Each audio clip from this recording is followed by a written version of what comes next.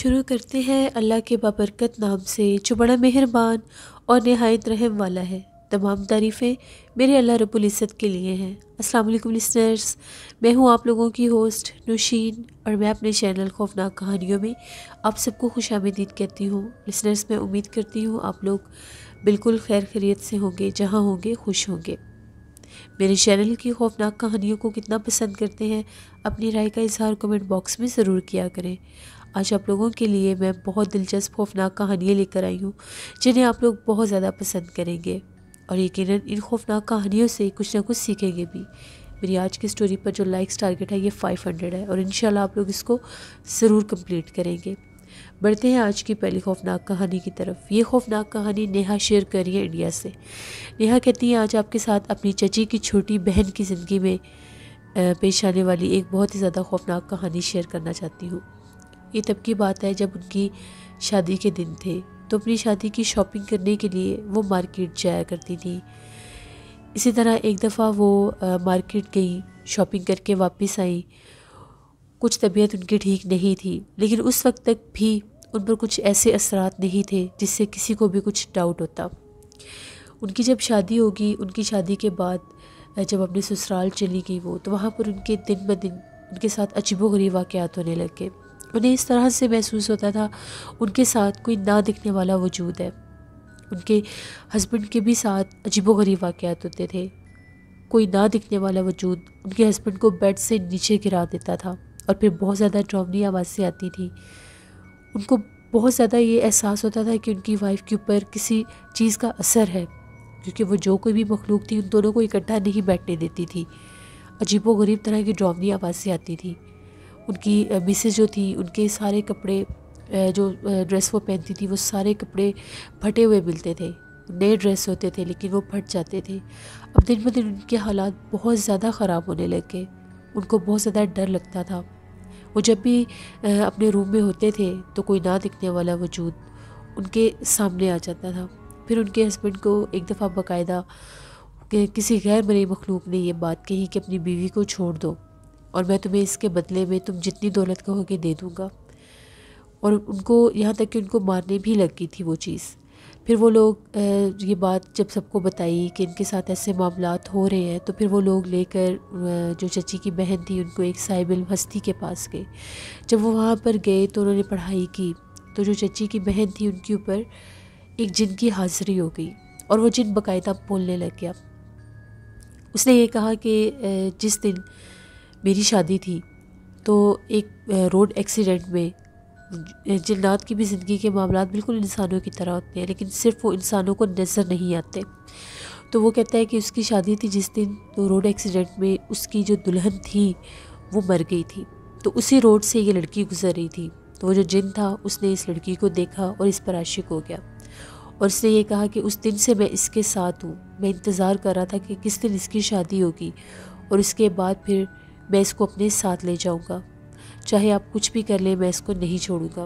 پھر وہ جو عامل تھے انہوں نے بہت زیادہ مشکل کے ساتھ اس جن کو چچی کی بہن سے ہٹایا۔ کچھ عرصے کے بعد وہ نارمل ہو گئی، لیکن جن دنوں میں اس جن کا ان پر سایہ تھا، اثر تھا، تب ان کی حالت بہت زیادہ خراب رہتی تھی۔ اب وہ بالکل ٹھیک ہے۔ یہ ایک سٹوری تھی جو نیہا نے شیئر کی۔ بہت شکریہ نیہا آپ کا۔ بڑھتے ہیں ایک اور خوفناک کہانی کی طرف۔ یہ خوفناک کہانی پریانکا شیئر کر رہی ہے انڈیا سے۔ پریانکا کہتی ہیں، آج آپ کے ساتھ میری خالہ کے ہسبینڈ، میرے خالو، ان کی ایک خوفناک کہانی شیئر کرنا چاہتی ہوں۔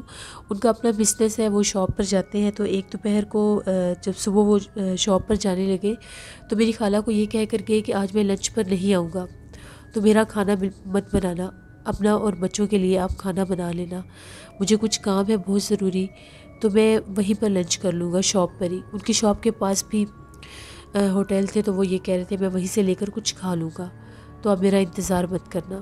یہ کہہ کر جو خالو تھے وہ گھر سے چلے گئے۔ جب دوپہر کا ٹائم ہوا تو خالہ نے جیسے ہی کھانا بنایا، ابھی ان لوگوں نے ٹیبل پر کھانا لگایا ہی تھا کہ باہر جو ان کا گیٹ تھا اس پر ڈور بیل ہوئی، تو ان کے بیٹے نے جب جا کر دیکھا تو آگے خالو کھڑے ہوئے تھے۔ وہ اندر آ گئے بالکل چپ چاپ، اور آ کر کھانے والی ٹیبل پر بیٹھ گئے، اور یہ کہتے ہیں کہ مجھے کھانا دو۔ خالہ نے یہ کہا کہ آپ تو منع کر کے گئے تھے کہ میں کھانا گھر نہیں کھاؤں گا، اور پھر آپ بنا بتائے آ گئے ہیں۔ اب وہ لوگ دیکھ رہے تھے، خالو جو تھے انہوں نے سارا کھانا کھا دیا، جتنا بھی کھانا بنا ہوا تھا وہ سارا کھانا کھایا، اٹھے اور گھر سے باہر چلے گئے۔ وہ لوگ بہت زیادہ حیران تھے کہ یہ کیسے ممکن ہے، یہ اتنا عجیب بیہیویئر تو آج تک کبھی ہوا ہی نہیں ہے۔ جب خالہ کو یہ بات تھوڑی سی عجیب لگی تو خالہ بھی ان کے پیچھے چلنے لگی۔ خالہ کہتی ہے وہ میرے سامنے چلتے ہوئے جا رہے تھے گلی میں سے اور میں ان کے پیچھے تھی، میرے دیکھتے ہی دیکھتے وہ گلی میں سے غائب ہو گئے۔ خالہ بہت زیادہ ڈر گئی اور واپس آ گئی۔ ان کو تب تک بھی یہ لگ رہا تھا کہ شاید میرا وہم ہو۔ شام کو جب خالو گھر واپس آئے تو ان کا یہ کہنا تھا کہ دوپہر کو میں لنچ نہیں کر سکا، مجھے بہت سخت بھوک لگی ہے، جلدی سے کھانا لگا دو۔ خالہ بہت زیادہ ڈر گئی۔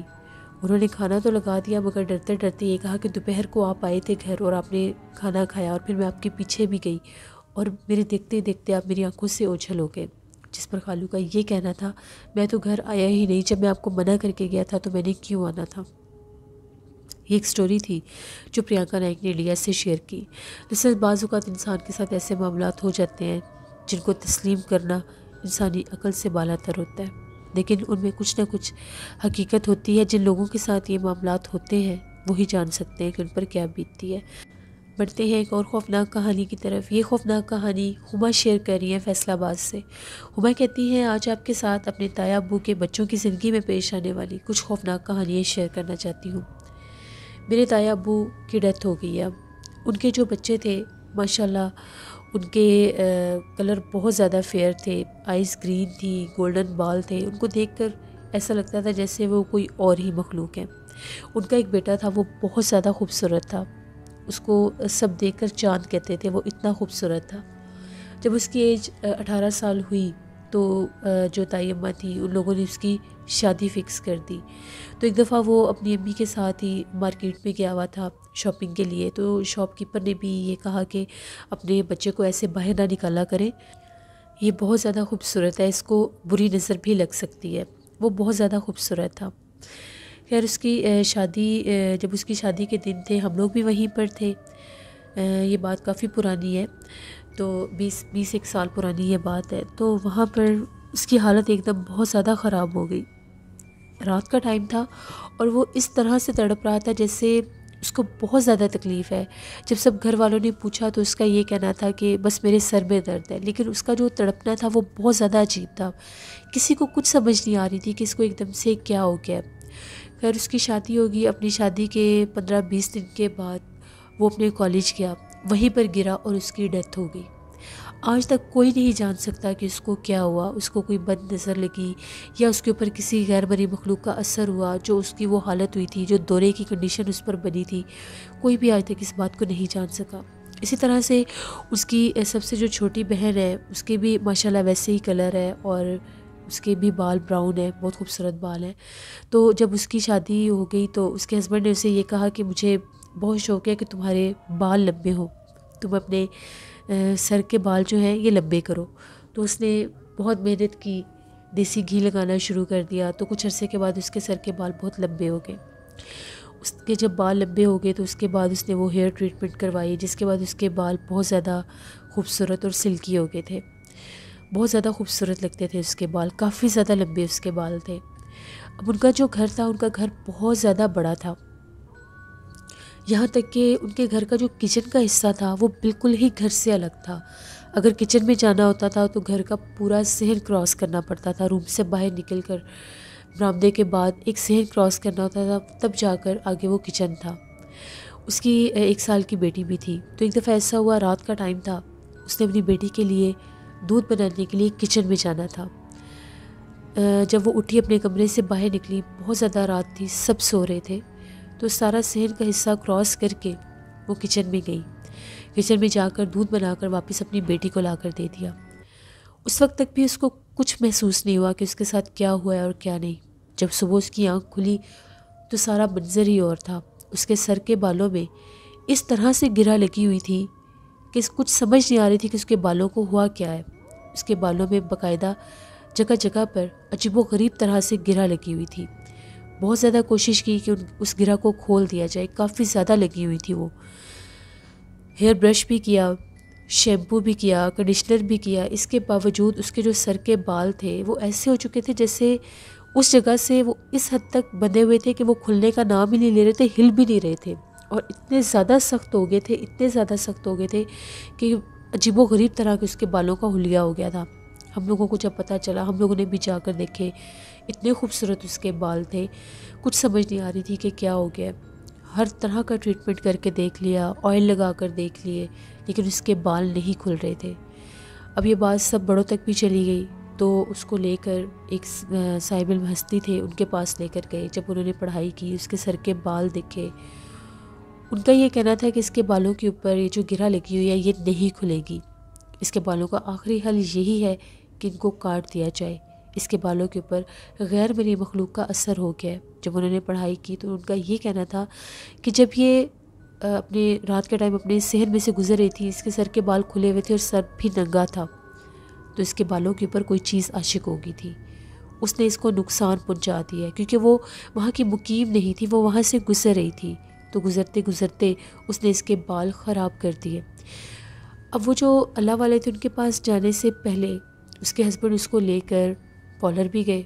پارلر پر جب جا کر بال چیک کروائے تو ان کا بھی یہ کہنا تھا کہ یہ بال نہیں کھل سکتے، کوئی ان کا سرا ہی نہیں تھا کھلنے والا، نہ وہ ٹس سے مس سے نہیں ہوتے تھے، چاہے جو کچھ مرضی کر لیتے تھے۔ بہت زیادہ جتن کیے، ہر طرح کی کوشش کر کے دیکھ لی، دم بھی کروا کے دیکھ لیے، لیکن بالوں کی گرہ نہیں کھلی۔ 15-20 دن کے بعد وہ تنگ آ گئی اپنے بالوں سے، کیونکہ اس کے بال حد سے زیادہ الجھے ہوئے تھے اور اس کو بہت زیادہ تکلیف بھی دے رہے تھے۔ پھر اس کے ہسبینڈ نے اس کے بال کینچی سے کاٹ دیے، اور اس کے بال اس حد تک کٹے تھے کہ جیسے بوائز کٹ ہوتا ہے، اس سے بھی چھوٹے اس کے بال ہو گئے تھے۔ بہت زیادہ روئی تھی وہ جب اس کے بال کٹے تھے، اتنی محنت کی، اتنے خوبصورت سر کے بال تھے اور ان کا کوئی حال نہیں تھا۔ اس کے بعد اس نے اپنے سر کے اوپر دوپٹہ رکھنا شروع کر دیا، یہاں تک کہ وہ ساری بہنیں اس حد تک ڈر گئیں کہ انہوں نے حجاب لینا شروع کر دیا۔ گھر سے باہر وہ کبھی بھی ننگے سر نہیں جاتی تھی اور اپنے بال سامنے نہیں آنے دیتی تھی، جو اپنی بہن کے بالوں کا حشر دیکھا تھا۔ ہم لوگوں کے سر کے بال بھی بہت زیادہ لمبے تھے، میرے بھی، میری بہن کے بھی بال بہت لمبے تھے، کمر سے بھی نیچے تھے، یہاں تک کہ جب بال کھولتی تھی تو پاؤں تک آتے تھے۔ جب اس نے یہ بات سنی تو اس نے بھی یہ اپنے بال کٹوا دیے، کیونکہ اس نے جب اپنی کزن کا حال دیکھا وہ اتنی ڈر گئی۔ پھر جب میری شادی ہوئی تو میرے سر کے بال بھی بہت زیادہ لمبے تھے۔ میری شادی سے پہلے جو میرا ایکس ہسبینڈ تھا، میرے بال اٹھا کر لے گیا تھا، میرے سر کے بال لے جا کر اس کے اوپر اس نے بہت زیادہ عمل کیے تھے، جادو ٹونے کیے تھے، کیونکہ وہ خود کرتا تھا، سارے عملیات وہ خود کرتا تھا۔ اس نے مجھے خود بتایا تھا کہ میں نے تمہارے سر کے بال لیے تھے ان پر عمل کرنے کے لیے، قبرستان میں جا کر بھی دفنائے تھے کہ کسی طرح سے یہ شادی ہو جائے۔ جب مجھے اس بات کا پتہ چلا تھا تو میں بہت زیادہ ڈر گئی تھی، پھر میں نے بھی اپنے بال کٹوا دیے تھے۔ ہم لوگوں کے گھر میں بھی اثرات تھے، لیکن امی ہم لوگوں کے بالوں کی بہت زیادہ حفاظت کرتی تھی۔ ایک دفعہ امی میرے بالوں میں کام کر رہی تھی، میرے بال کھلے ہوئے تھے تو ابو کمرے میں آ گئے، تو میں اٹھ کر دوسرے کمرے میں گئی تو ابو کو یہ لگا کہ شاید میں نے اپنے بالوں پر وگ لگائی ہوئی ہے۔ ہمارے بال اتنے لمبے اور خوبصورت تھے، ابھی بھی ہم لوگوں کے بال کافی زیادہ لمبے ہیں، تھوڑی سی کیئر کریں تو بال بہت بڑھ جاتے ہیں۔ میرا جو بیٹا ہے اس کا نیم محمد ہے۔ جب وہ پیدا ہوا تھا تو اس کے سر پر بھی کافی زیادہ بال تھے، اور جب اس کی پہلی دفعہ وہ بال اتروائے تھے تو اس کے سر میں ایک کالے رنگ کا نشان تھا، بالکل جیسے ایک سکہ ہوتا ہے اس طرح کا گول سا نشان تھا۔ دیکھنے میں ایسا لگ رہا تھا شاید جیسے کوئی تل ہوتا ہے، لیکن وقت کے ساتھ ساتھ وہ جو تھا وہ مٹنے لگ گیا اور وہ بالکل وہ جگہ وائٹ ہو گئی۔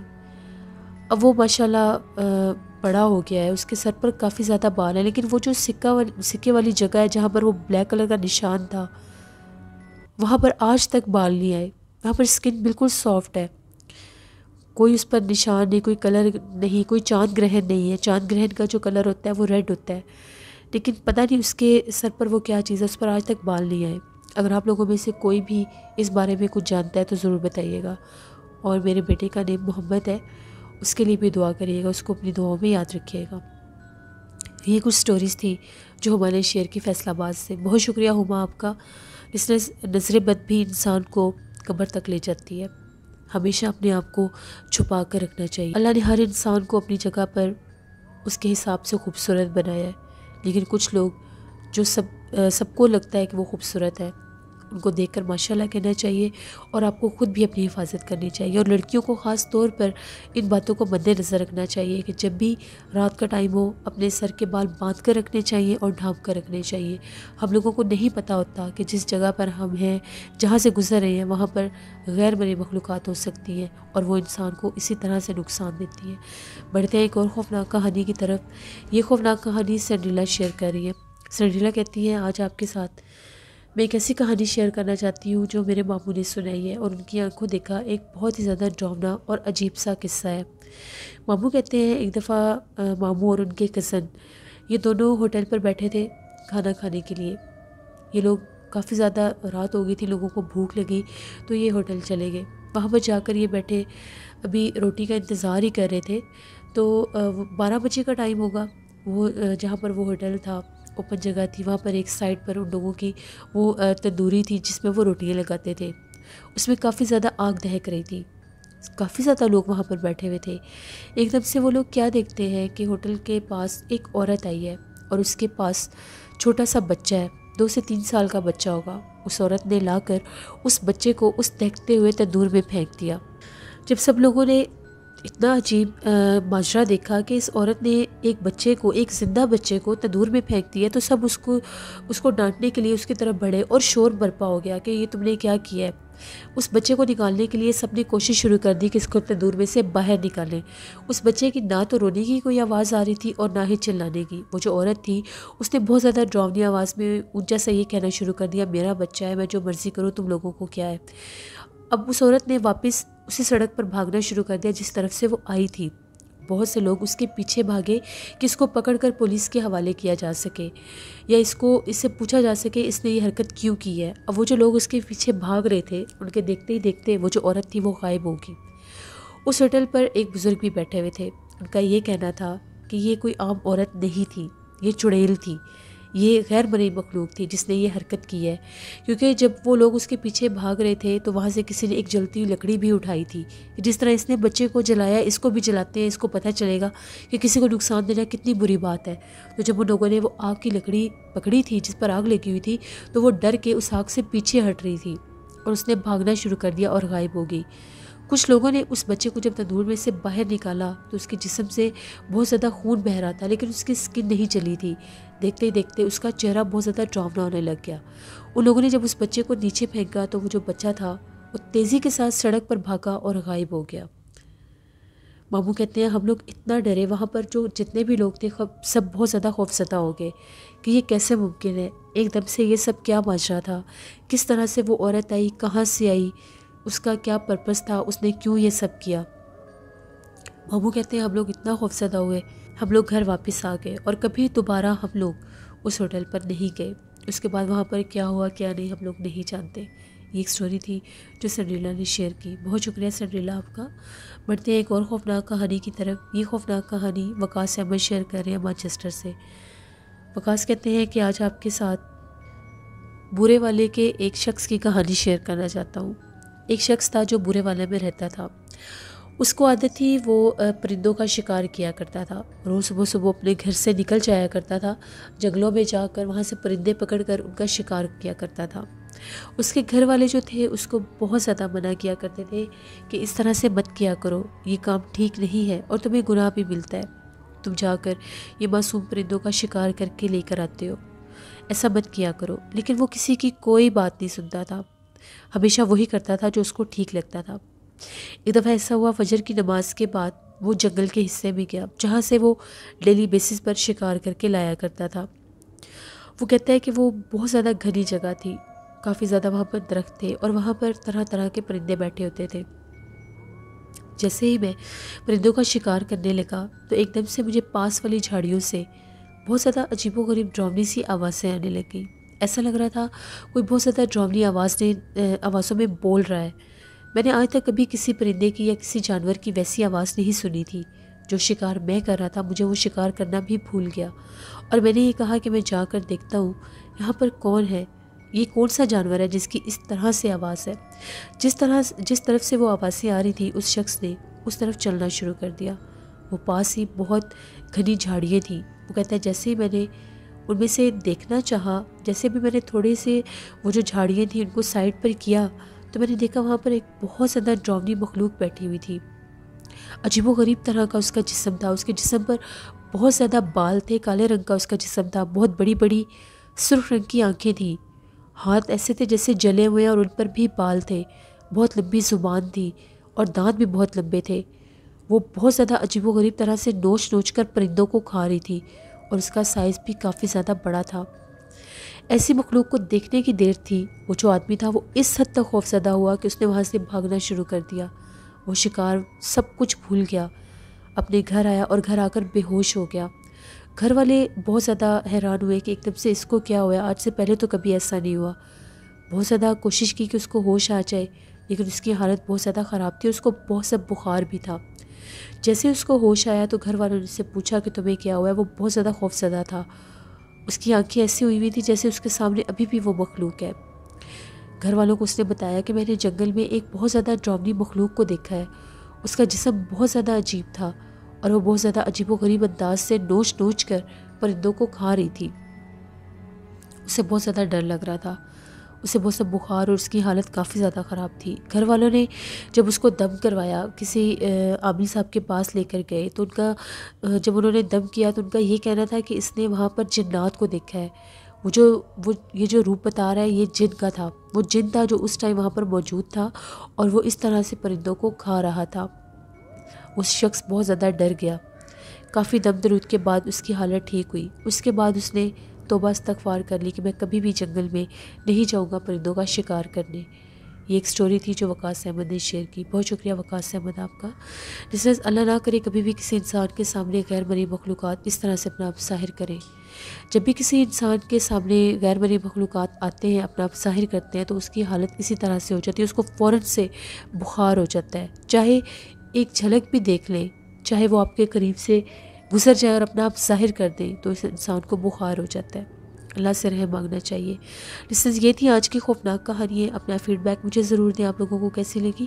آپ لوگ بھی اپنی خوفناک کہانیاں شیئر کر سکتے ہیں ڈسکرپشن باکس میں دیے گئے ای میل آئی ڈی noshinwar57@gmail.com پر۔